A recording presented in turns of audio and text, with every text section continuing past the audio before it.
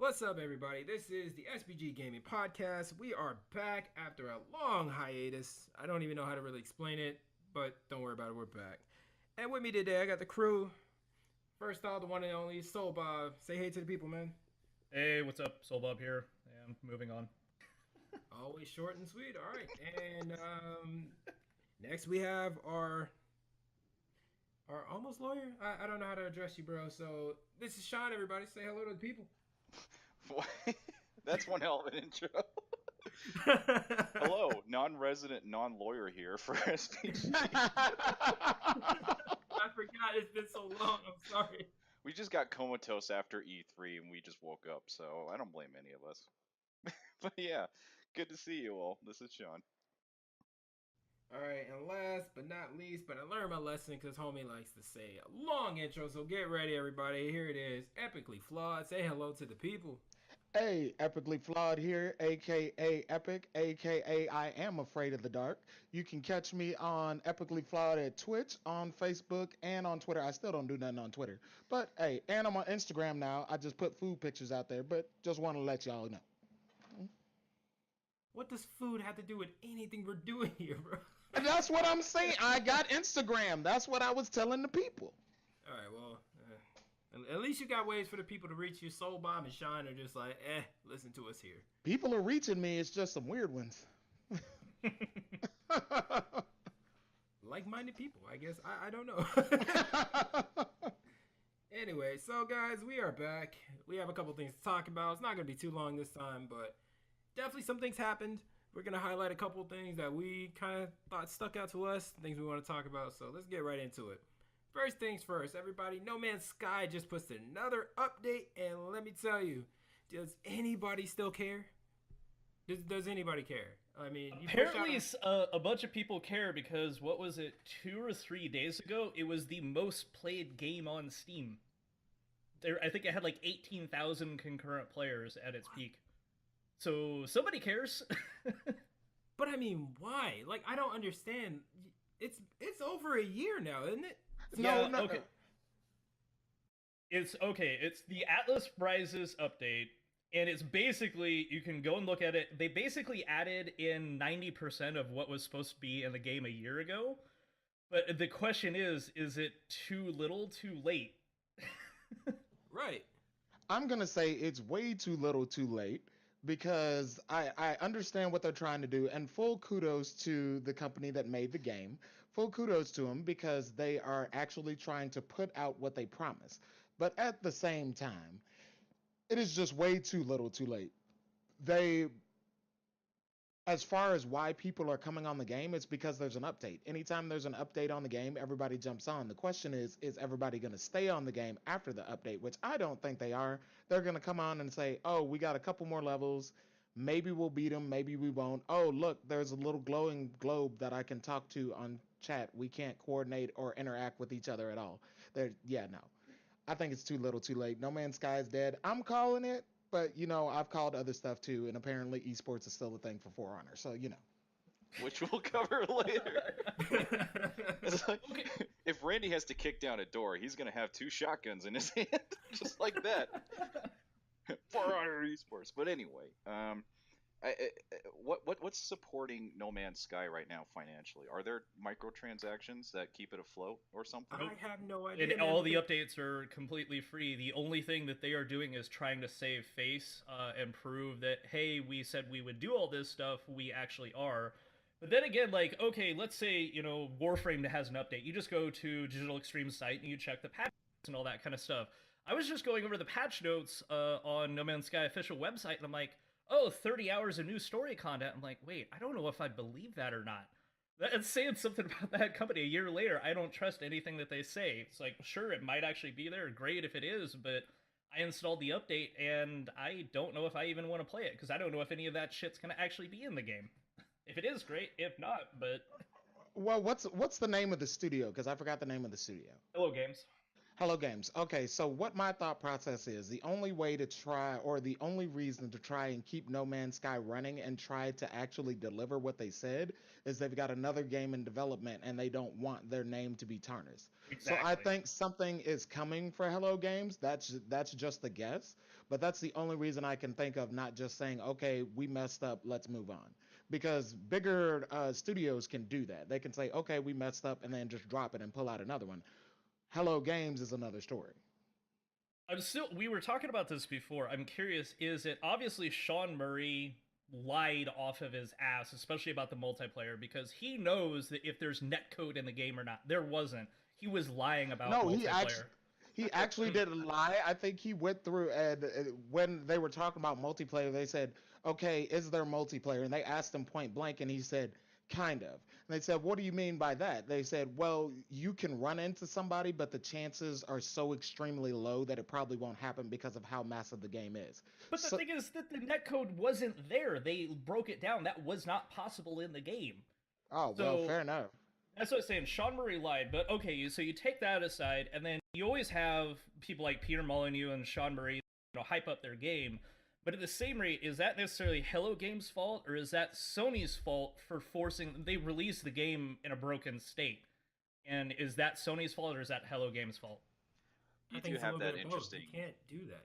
You just can't like pump your game up that much. I mean, if there was no multiplayer in it and they knew it, why did they put it on the box? You know what I mean? Like when they shipped out some of those boxes, they had stickers over the part where it said multiplayer. Yep. They were covering up that kind of stuff. You have that interesting dichotomy in this issue. Hello Games wants to push out a quality product, and it's clear in retrospect, all things damned, that they needed at least another half a year to a full year to fully develop on their promise. Meanwhile, they're trying to push this product out through the bigger mediums, right, through Sony. And we don't know what happened in the background. So I can sort of see arguments for in support of both Hello Games either messed up or Hello Games just tried their best, and we should give them the benefit of the doubt.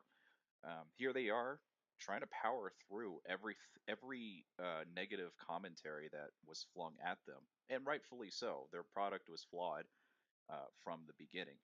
But if you want to try and give them benefit of the doubt, what has Sony done to sort of perpetuate that problem? Was there a ton of pressure through the amount of promotion and advertising that Sony provided to up like that sold the game up far way beyond than what Hello Games could have produced? We don't really know.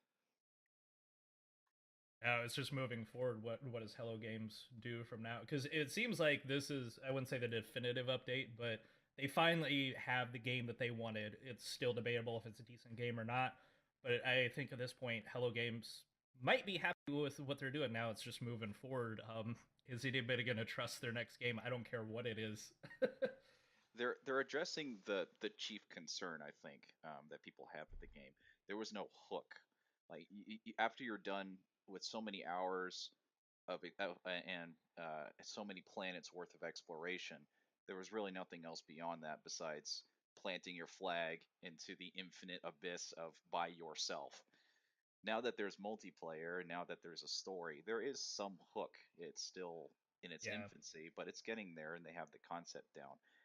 The cool thing about No Man's Sky is they started too big, but the benefit is you now have this giant sandbox where you can start filling in the contents. So it's a lot of building outside the square and now filling in, as opposed to you started off too small and now your player base doesn't really expect much out of you because you built too small. No Man's Sky had the opposite problem.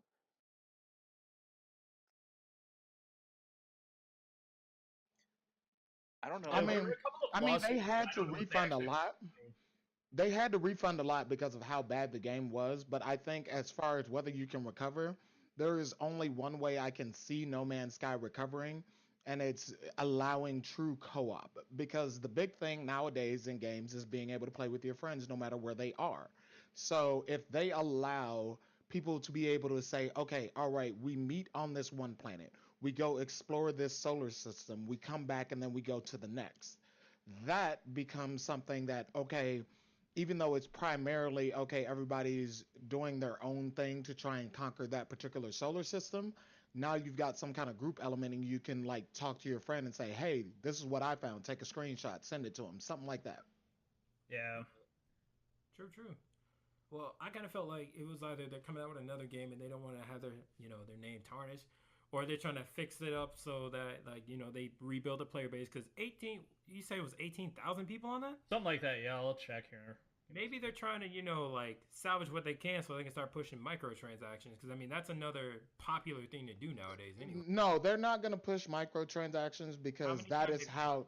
No, I'm saying that is how to 100% sync that game because they have had so many problems with it, and there is so much distrust between Hello Games and the public that they cannot put something out there like that without risk of just tanking their entire user base, even the ones that are playing now because of the update.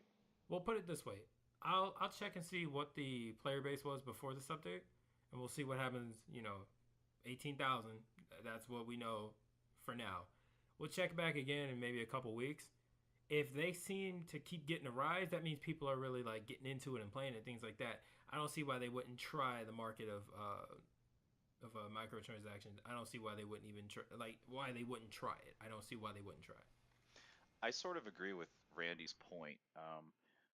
With what you normally see in today's gaming markets is if you're free to play, you support yourself through microtransactions. If you charge your game initially at a premium price, and I believe it's what, $60? That tends to be the average these days. Yeah, so if you charge $60, that all of your players will expect a substantially put together package from the get-go. So if you add microtransactions on top of that, no doubt your player base that initially had faith in you are suddenly going to feel very betrayed, as if, what is our money going to now? What have you done? The more questions you pile on to this already bad situation that Hello Games is already in, isn't going to make anything better through microtransactions.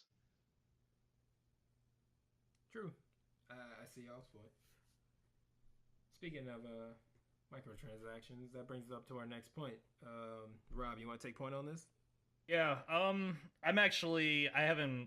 never played the first, Shadow of Mordor, but, it was an okay game that had a really cool system, the Nemesis system, but it had its flaws. Apparently the story was, non-existent and all this kind of stuff. It had its flaws. So everybody was really excited about the sequel to it, Shadow of War. So they were going to expand on the Nemesis system, and I think you can import and all that. It's like, oh, that's great. And then it's like, hey, we're going to work on the problems with the first game. But then they kept updating this, like, oh, now there's going to be competitive multiplayer. It's like, wait, okay, that would possibly see that, whatever, that's different. And then, as far as then there's going to be gear that can be bought through loot boxes. And the thing is, the gear is going to be in the PvP.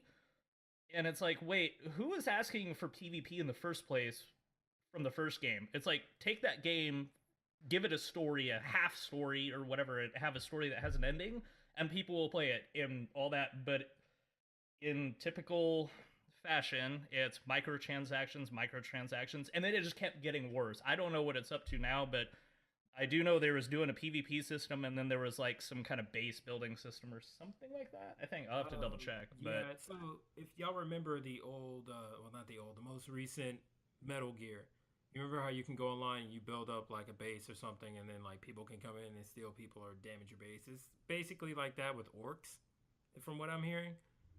And I hated it, to be honest, on Metal Gear. I didn't even finish that game. I'm not even ashamed to say it. I got bored. But that's the level of multiplayer that they most recently talked about. And I know one of the last things I heard, probably, I think it was on Saturday, that the Nemesis system, you can actually get your Nemesis out of a loot box. So like there's different tiers. Oh yeah, that's right. Which is really screwed up. Yeah, because the Nemesis system now, you can like get allies and stuff like that, but then they have their different levels, and you can get that out of loot boxes, and it's like, all right, I know there's cash grabs, but holy crap, the first game was actually relatively successful despite all of its flaws, just because of that Nemesis system. So you fix the few things that were wrong with the first game, make the Nemesis system better, you have a successful game. So it's a matter of they wanted It's like, seriously, you're gonna have a very successful game, but that wasn't good enough for them. Wasn't it? Oh, what the hell was the latest Tomb Raider game? Didn't it sell like 5 million copies or whatever, and it was considered a financial failure? And it's like, what? What more do you want? It I don't know. stole a lot on the second run through too. You know, the definitive edition. It stole a lot there. Yep. I don't get it, and I really don't understand how. And I heard this through Jim Sterling, and it made me think because I was trying to put my finger on it. If you get paid to pretty much progress through the game, because part of the old game, like I have it, and I haven't gotten that far. I actually ended up getting pulled to another game, but part of that game is exploring, finding a nemesis through exploring. If you're just gonna roll, basically gamble at loot boxes trying to get a really good nemesis, what's the point of going through the game to do it? You know what I mean? Like that was one of the best points of the last game. Why would you truncate it on this game? Like that just, what's the point of playing it if you could just roll for it? Yeah. Well, and I guess I'll jump on because I am the one, or I actually beat the game. So I played completely through. I loved Shadow of Mordor. I thought it was a great game. If what you're saying is correct, I don't think that is the appropriate way to go. With technology the way it is, I think setting up a base with nemesis in there, that's one thing.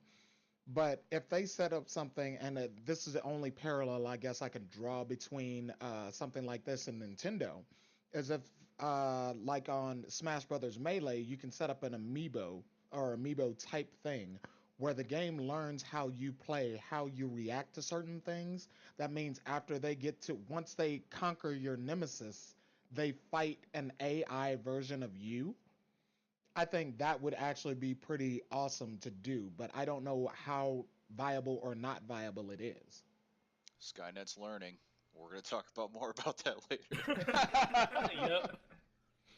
Also, it kind of goes into something, a couple articles that have been popping up around. It's just the loot box system in general for microtransactions.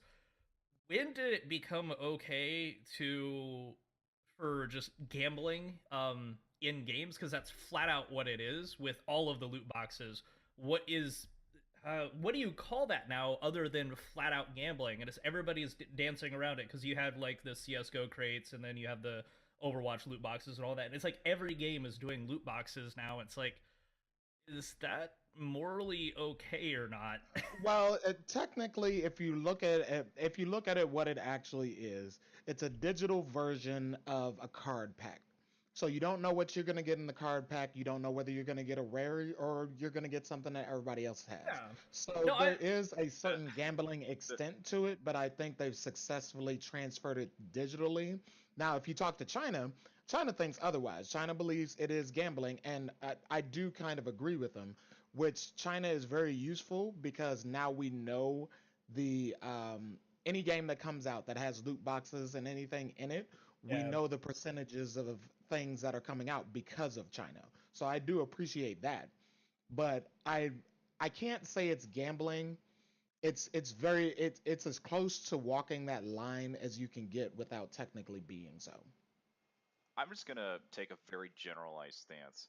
And, well, I've always thought the definition of gambling was you just take a risk with the hope of a desired result. And if we start from that generalization, everything that we just talked about is gambling in its purest form, no matter what it is, including booster packs for Magic, Pokemon, Yu-Gi-Oh, etc. cards. It doesn't matter what it is. You're hoping for, in that case, good cards, so you dump $10 into a booster pack and don't get what you want. That's gambling. The And you get interesting, rid of it. yeah, but the interesting thing is that a lot of these companies are saying it's not gambling because this, like say with Overwatch, the skins have no actual monetary value. Say like Magic booster packs, you can turn around and sell your rare cards for actual cash. Same thing, well, we used to be able to with the CS:GO crates.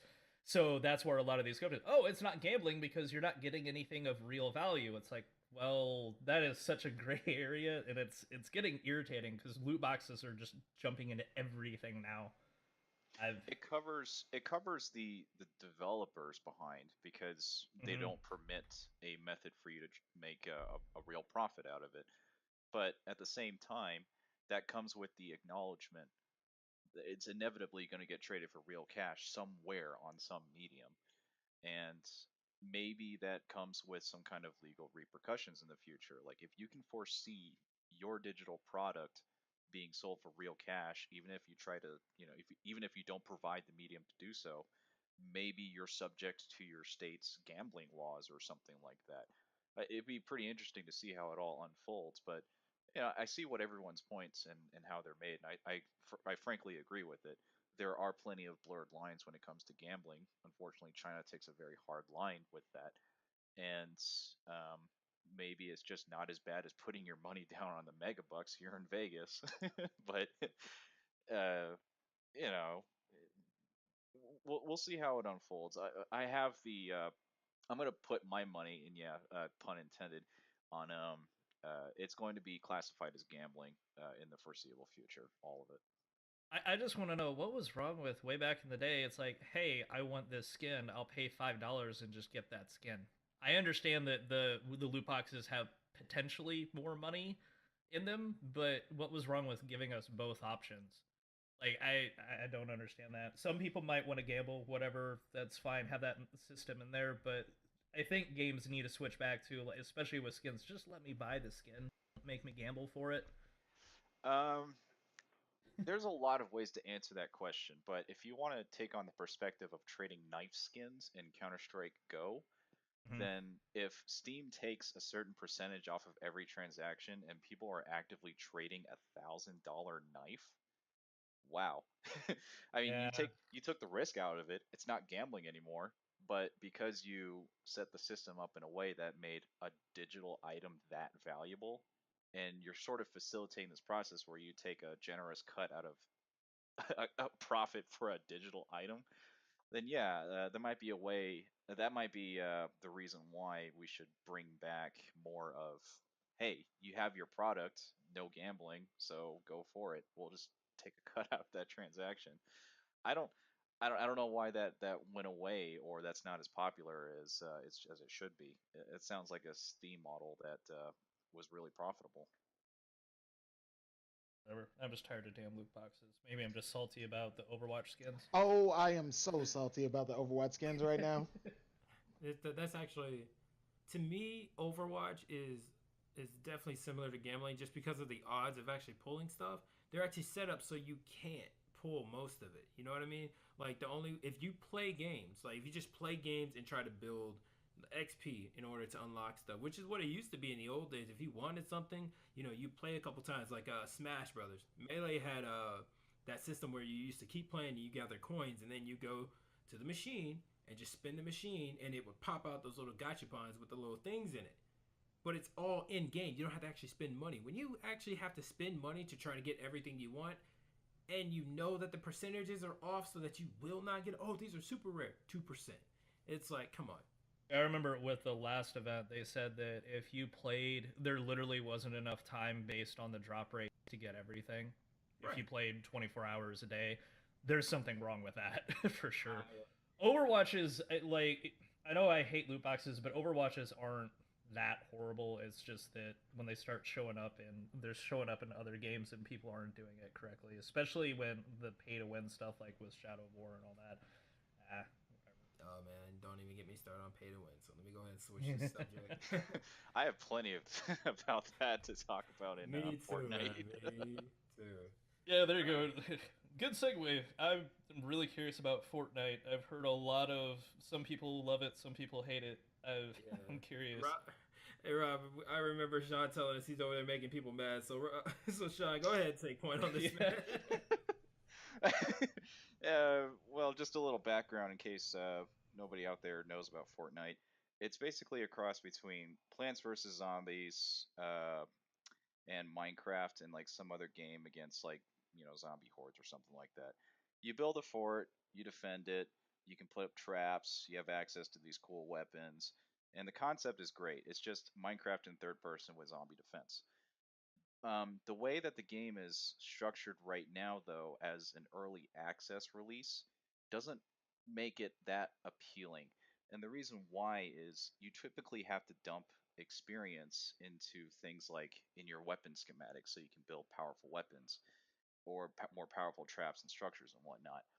But you, the really most effective way to get those schematics and experience and whatnot, to get the good stuff in the game, basically, is to spend their in-game currency called V-Bucks.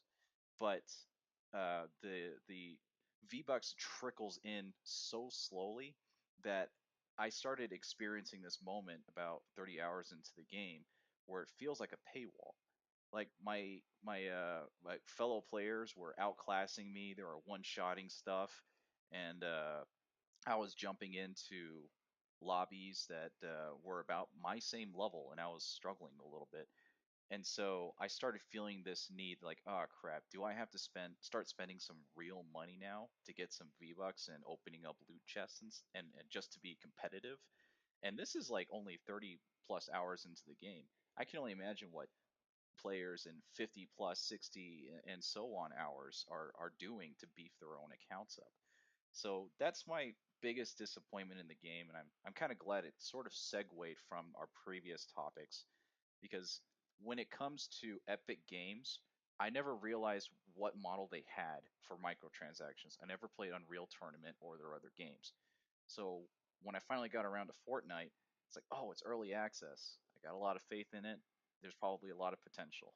No, I've hit that wall, and for $60, I was expecting a premium game that flows really well and not have to depend on microtransactions. This is the moment when I felt betrayed, kind of like the point I made about No Man's Sky and how people paid $60. I don't want to have to put an extra dollar into it 30 hours into the game just so I can be competitive anymore. Beyond Wait, that, though, yeah, go ahead, go ahead. well, I was gonna say, wait, so it's loot boxes again? I Oh, I'm was, sorry. I, To be more accurate, it's loot llamas or whatever. oh, okay. But yeah, it's For huge. whatever reason, I was thinking it was more like Warframe, where it was more or less pay to skip, not like loot boxes or whatever. What the? No, it is pay for convenience at its core, but Hmm. there is a lot of convenience to be had if you put real money down and progress naturally, as opposed to feeling like you have to progress with your face on the floor and running along with it. That's just how it Wow. feels. Yeah. But Also hey, on the, hmm. yeah. No, nothing. It's still an early access game, quote unquote. So maybe there's plenty of time for Epic Games to clean it up somewhat. But I'm only 30 hours in, and I'm burnt out. So for all you listening out there, if you wanna if you wanna play Fortnite with me, I'd be willing to jump on, but don't expect a whole lot of hours being put in until a lot of stuff comes out in the future. On the note of Warframe, Warframe has notoriously a lack of any kind of tutorial, and I've heard that Fortnite is almost the same way. It's very, very complicated to get into. How long did it take you to get your head around the game itself? I would say it took me about 15 hours to get a solid idea of things to do. Um, Especially when it came to their quote unquote survivor system. The only real way to beef up your stats is to level up your heroes, or for some reason, farm survivors that contribute to your stats. But there was no real effective tutorial, so I was just plugging people into certain portrait frames, and oh, I got some benefit that I don't fully realize yet. It never really effectively taught you how to play the game, and that's okay. That was really okay in the end, because when you got in game, it was just about building forts, killing zombies. And it's only until you start feeling like you hit that paywall is when you start investing in, maybe I should think about these other mechanics in the game that they didn't really do a good job showing me through. That's pretty much it. So, when the game actually comes out, is it going to be free to play, or is it still going to be you have to pay the $60 up front and then still hit that paywall, say 30 hours in? It's intended to be free to play, but Okay.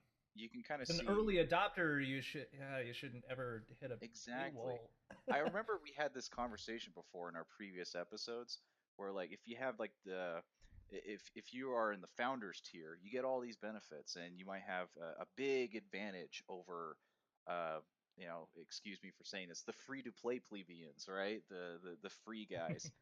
But as a guy who paid $60, I certainly don't feel any more privileged. I'm pretty sure in the same pace that I was playing the game, a free to play player would also hit the same wall in the same time. That's just that's how it feels right now, and Epic Games Oh, better wow. do a damn good job cleaning up that situation.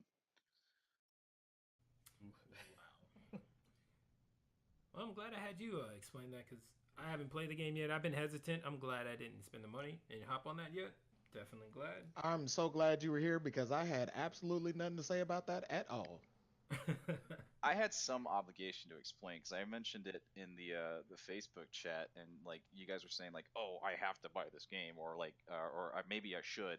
And I'm like, hold off on that. Just hold off on that. Well, I remember seeing it. It was all over Twitch. Everybody's streaming it, and then all of a sudden it died off like a week later. It's like, oh, okay.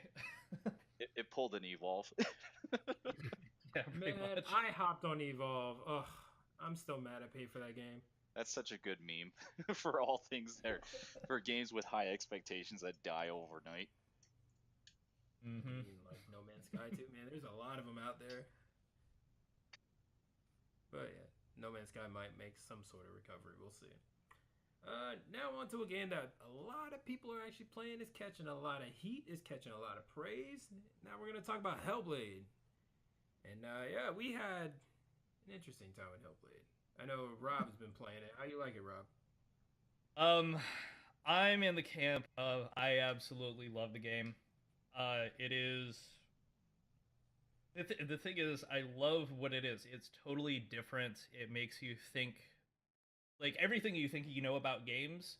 It totally takes that, throws it out of a box, and then shakes it up, and then dumps it all out in front of you. It's like, yep, this is totally different. The interesting thing, I will say right off, if you have not played Hellblade, do not watch somebody else play it first. You need to experience it for yourself in a dark room, surround headphones, play it, and then you can watch other people play it and see the reactions and all that kind of stuff. I actually am doing a Let's Play of it. I found that it actually is better. I had to stop doing commentary because of the way this game is.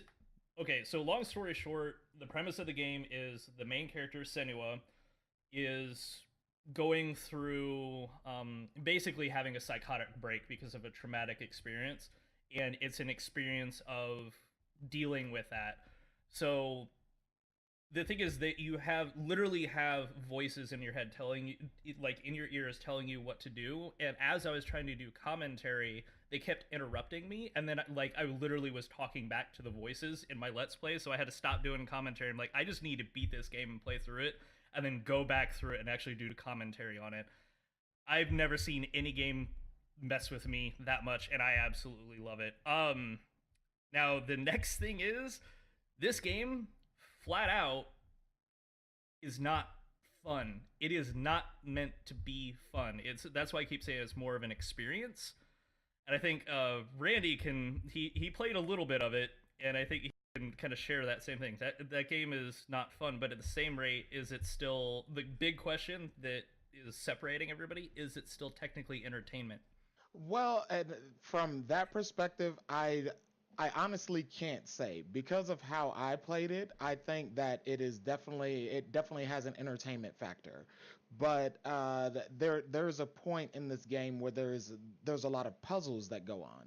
So rather than necessarily, and I will be honest, these puzzles, and I'm a gamer, I play games. This throws everything that you know about gaming just out the window. It really does, and you have to relearn how to play a game to play this game in certain areas.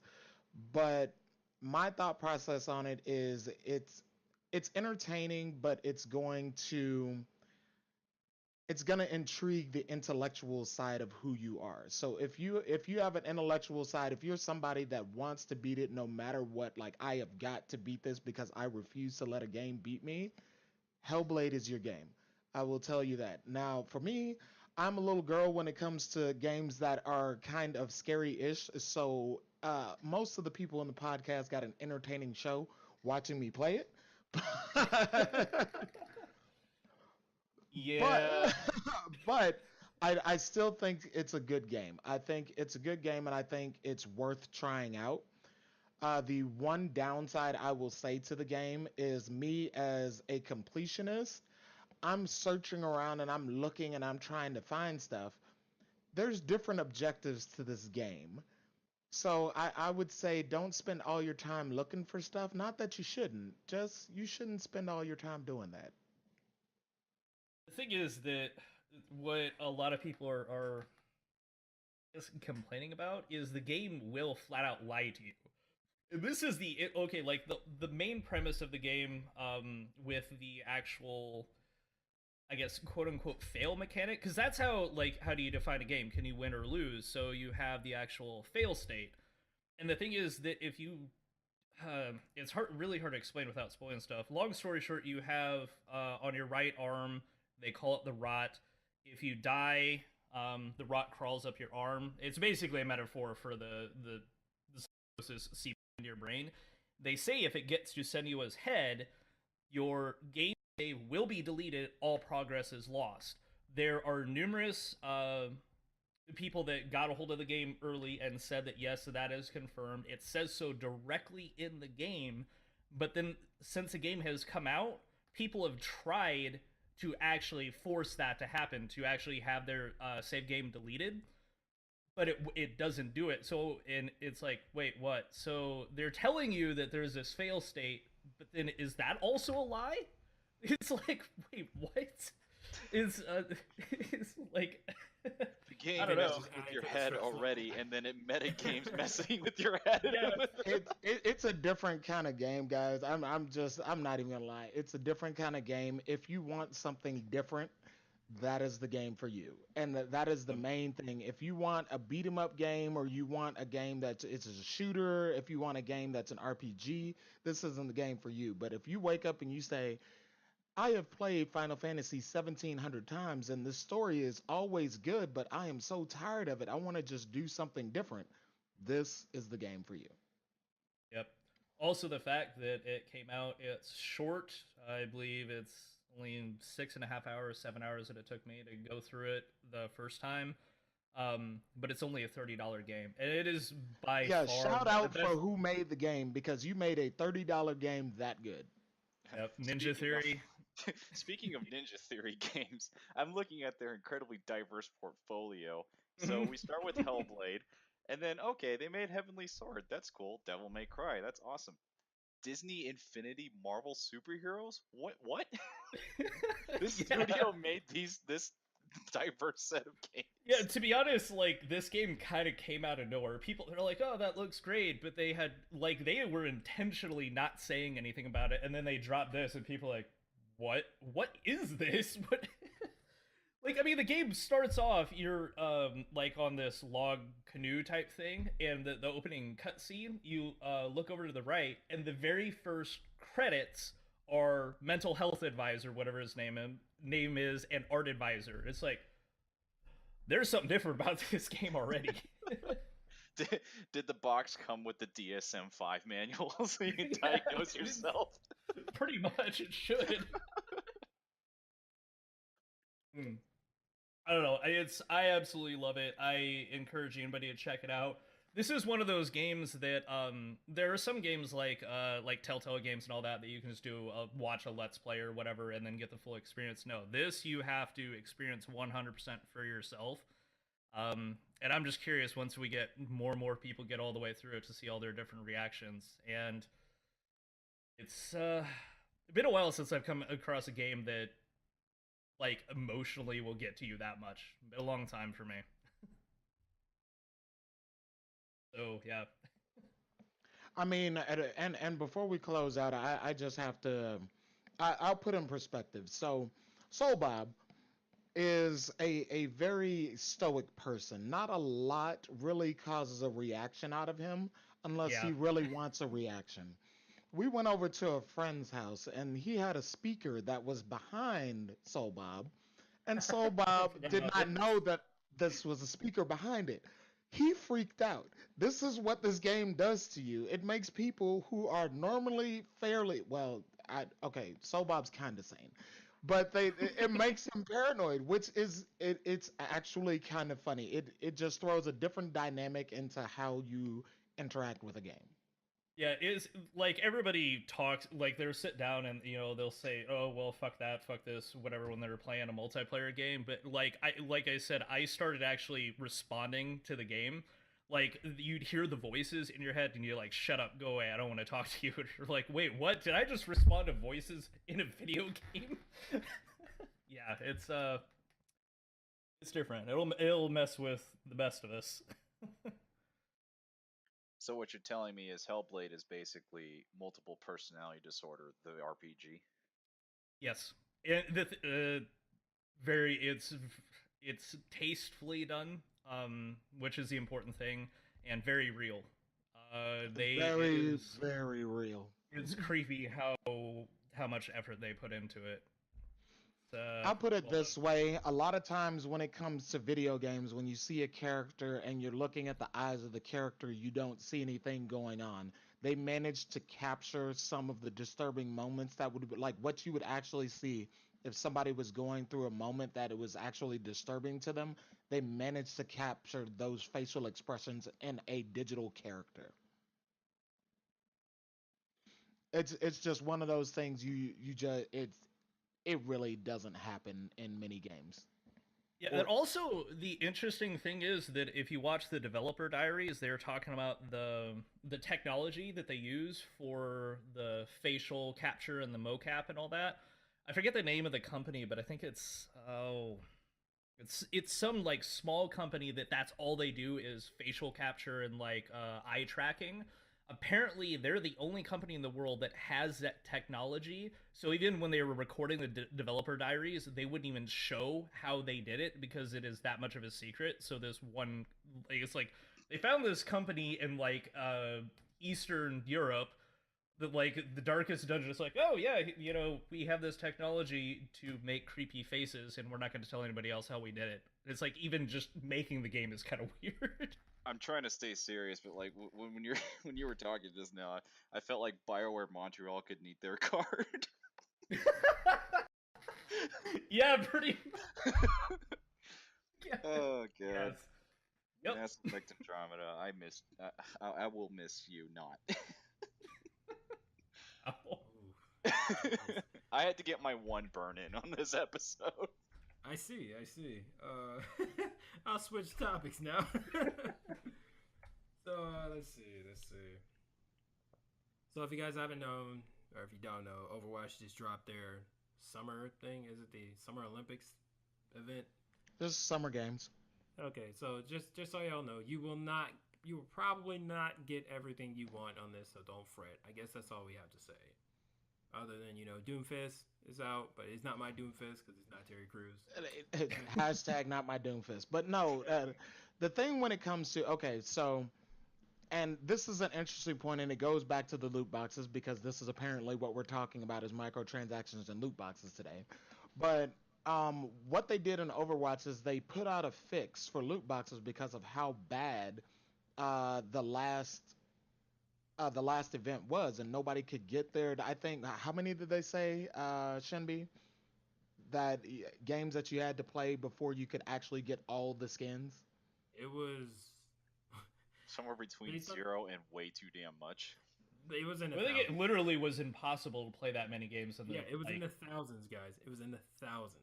So they changed the loot box system, and what I'm finding is I appreciate the loot box system changing in the sense of you get less duplicates, which is definitely a good thing that you get less duplicates. But the problem that I'm running into now is now you're getting everything, but you get all the voice lines, you get all the sprays, the emotes, you get not the skins. That's not what you're getting. So you're technically not getting duplicates, and because you're not getting duplicates, you're not getting the cash to build up to buy the skins at the end anyway. So it seems to be a worse system than what it originally was. I appreciate them for trying, but I think ultimately this may cause more problems than what the original one did. True. And I don't know what you guys think about it, because I do applaud Blizzard for trying to fix the loot box system. Blizzard has been really all over the place as far as balance and all of their games and all this kind of stuff. They just go from one side completely to the other because the whole like cash system is, or the whatever the currency is in Overwatch. The idea is it's like, hey, if I want to spend $20 on loot boxes, yeah, I don't get the skin I want, but at least I'm slowly making progression towards cash where I can just buy the one I want. But if they're changing that, then it is completely then it is 100% RNG. It's I didn't even notice that. That's different. Yeah. Also, on the note of Blizzard and balance, I do have to say with Doomfist, we've had a little bit of time to mess around with it. Doomfist literally one-shots people. Wasn't it like a month ago when they nerfed Roadhog? They said that they wanted to get away from people being one-shot. Well, I think when it comes, because that's not good for a good experience for the other player. It's like, and then they released Doomfist. Well, I think the difference is when it comes to Roadhog, what he was designed for and what he was supposed to do is just take space. So you have to respect the Roadhog that's there. The way he was a one-man army. He was literally a one-man apocalypse. That's exactly what he was. And I think Doomfist being who he is, they're going to nerf a couple of things. One of the main things that I would suggest that they nerf is the shotgun on his arm, because there's no reason why it does as much damage as it does. So he doesn't even need his fist. If he unloads that clip on you, you're dead. But speaking of Overwatch and just jumping into it really quickly, did any of you guys watch the World Cup, the placements? No, I did not. This is the first major Overwatch event I did not watch. I did not watch it. This thing, and I will tell you guys, first of all, South Korea, as always, looks unstoppable. It's absolutely ridiculous. They did an Orisa on it. You have to go to the Twitch page to watch this stream between South Korea. I can't remember who they were playing, but they literally pushed through on King's Row and Orisa, and they just pushed all the way through, held the back left corner of the point, and just blew everybody out the water. They took it over in 3 minutes, I think it was. But my biggest question is, how much will Doomfist change the meta in the sense of things? Because Doomfist is overpowered in a one-on-one situation, especially when he has his rocket punch that he can do, because there's no way you can get out of line of sight.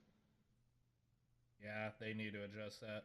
On the note of the world, was it South Korea that actually they fielded every in their matches every single hero except for Symmetra? Every single... Yeah, they literally, it was them and the U.S. that were two teams that literally you don't know their strategy after the World Cup. You have no clue because everybody was just switching characters. It didn't really matter what they played. They were just destroying people. So that's... I actually do like that. Overall, Blizzard balance is an interesting thing, but overall it's pretty good. Some things they go way too far with, but... overall, because everybody complains about the meta and then the meta gets stale. Well, if you know what you're doing, you don't really care about the meta. Well, unless you're a Symmetra main, which then I just feel bad for you anyway. Sorry. I hate them for all the Zaryas that I'm seeing and all the Sombras that I'm seeing. I hate them for both of them because Sombra is literally wrecking my life right now. Yeah. Speaking, well, that's a good segue. I'll let Sean explain this one, but Sombra and hacking, Elon Musk's AI against the Dota players. Yeah, so in the just now concluded Dota 2 championships, Elon Musk had this special moment built into the show where him and his team at Tesla put together an AI that was so good it was demolishing top world ranked players in 1v1s. And the particularly significant moment here is it's not like you're building an AI for chess. Chess is fairly static, and even though there are tons of combinations to make moves. There's still a finite number. But when it comes to a video game, if you can build an AI to effectively demolish the top tiered competitive scene in 1v1s, that is going to lay the groundwork for effectively groundbreaking AIs to play video games and show us how it's really done in competitive scenes, right, Randy? I mean, I got nothing. I got nothing. Leave me alone. But no, it's you can imagine. Well, not to bring any sort of like inkling of political talk. Elon Musk is trying to push lobbying right now to to have regulations for artificial intelligence, and more on that line. We can sort of see based on these learning AIs that we talked about earlier in this episode, and now that we see that the Dota 2 players were taken down by Elon Musk's own AI, that there may be some infinitesimal potential there to see AIs just. I don't really know how to put it in words. Well, but I mean, I, when it comes to putting like laws, regulations, and restrictions on AI, Elon Musk is like, in my opinion, he's double-sided. So on one point, I think he says, okay, we need to put regulation and everything on it so nobody can do anything ridiculous with it, and we've got limitations on it. But at the same time, I think he's pushing towards it to create something that forces them to create something for AI. Right, farming AI. I swear, and this is just my personal opinion, Elon Musk might be a serial killer. I'm just saying. Whoa. I'm just no. I'm just saying. Elon Musk is a very intelligent individual, but he strikes me as one of those scientists that's like, okay, I want to try something. Let's implant something into somebody's brain, and we're going to find out some weird stuff that Elon Musk was doing, and then we're going to be like, that's jacked up, but there's no laws against it, and he asked for a law. So, Krieger? Or Rick Sanchez. Right? But hey, more. If Elon Musk's AI could solve the problem for people and not getting the skins they wanted because they have to play thousands of games, then go for it.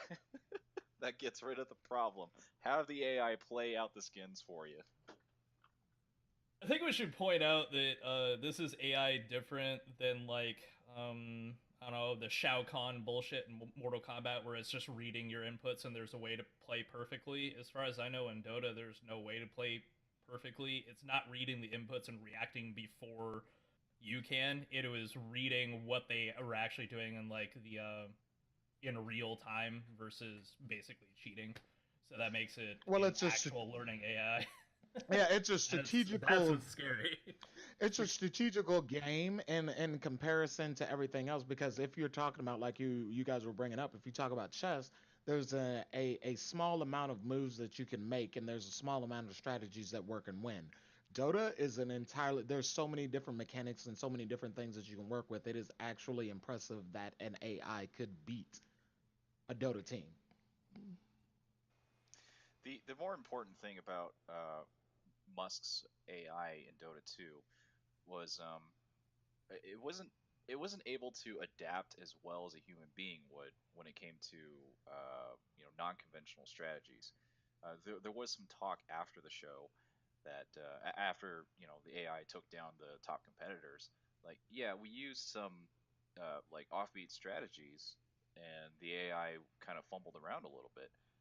But at the same time, that's just more motivation for Musk and his team to go back to the drawing board and develop even more algorithms for a learning code in the same form of a human being.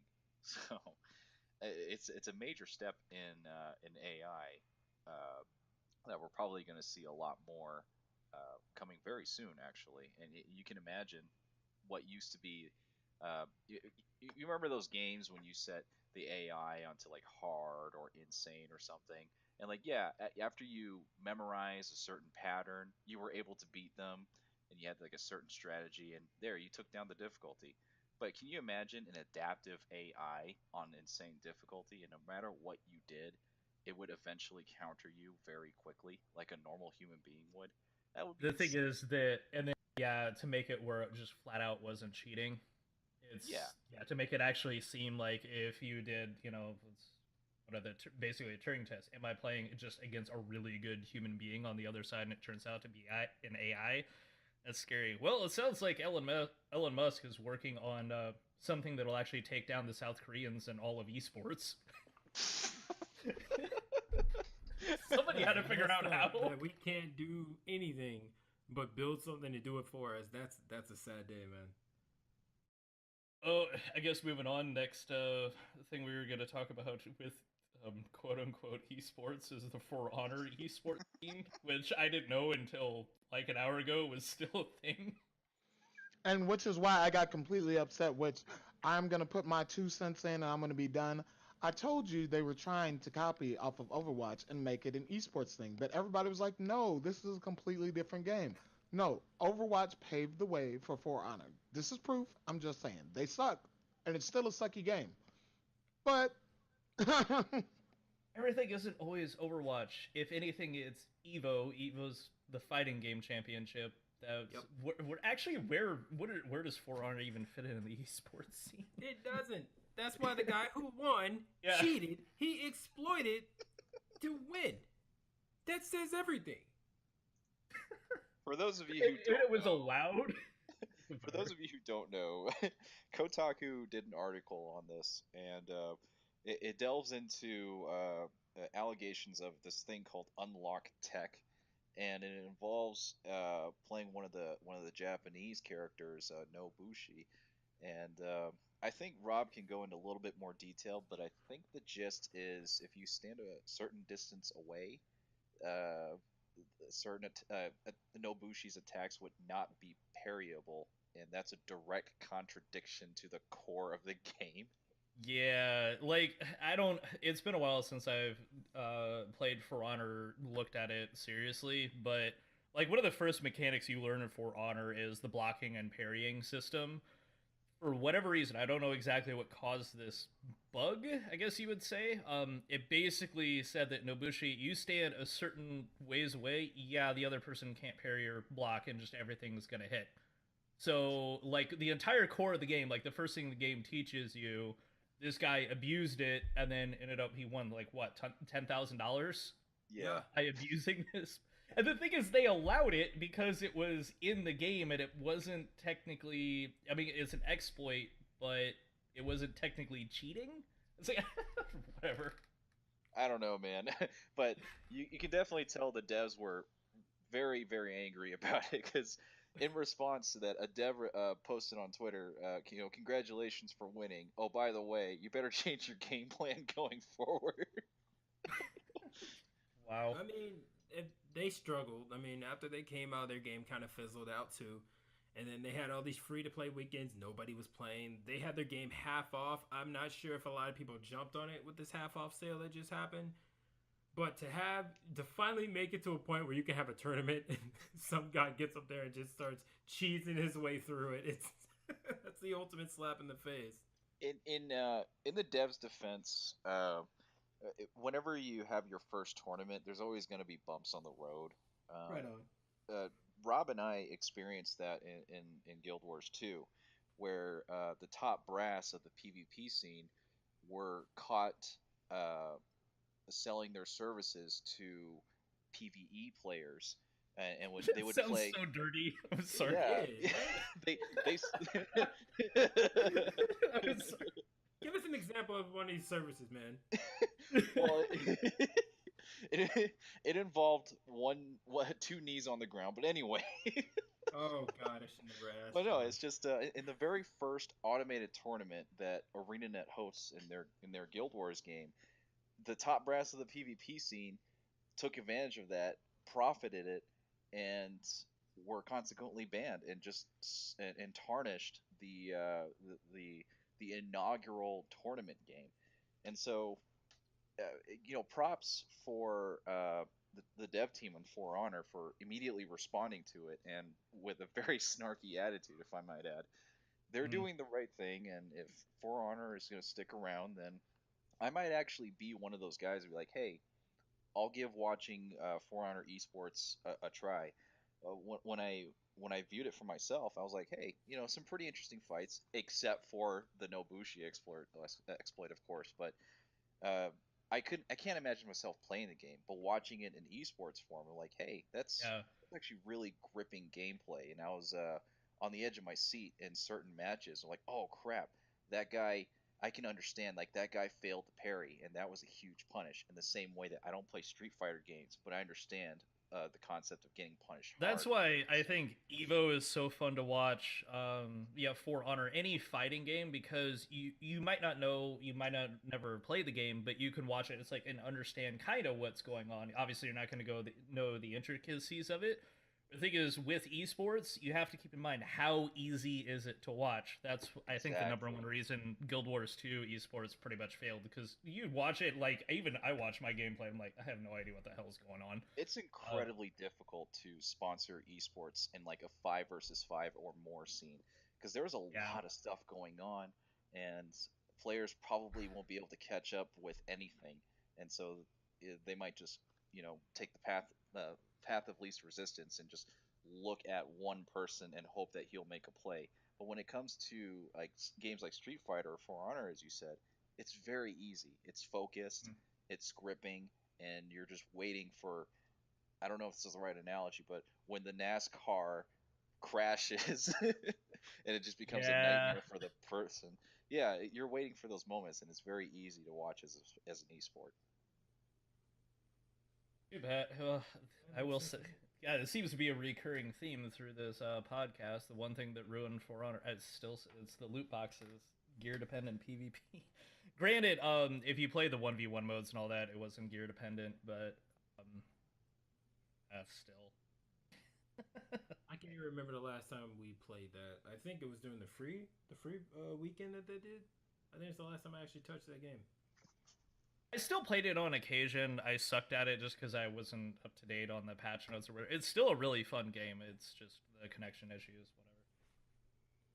Man, oh man, oh man. Well, guys, we are running. Actually, we're over our time, man. We gotta get going. So, thanks, guys, for listening to this podcast. Like we were saying before, we have a Facebook group, SBG Podcast. Oh, wait, sorry, SBG Gaming Podcast. How do I mess up our own title? God, I'm tired. Anyway, I'll drop a link for that below. Thanks, guys, for listening, and we will try to make this happen again relatively soon. Not as long as the last time. Guys, try to hold me to that so we get together and we do this. But thanks, guys, for listening, and we're out. Peace.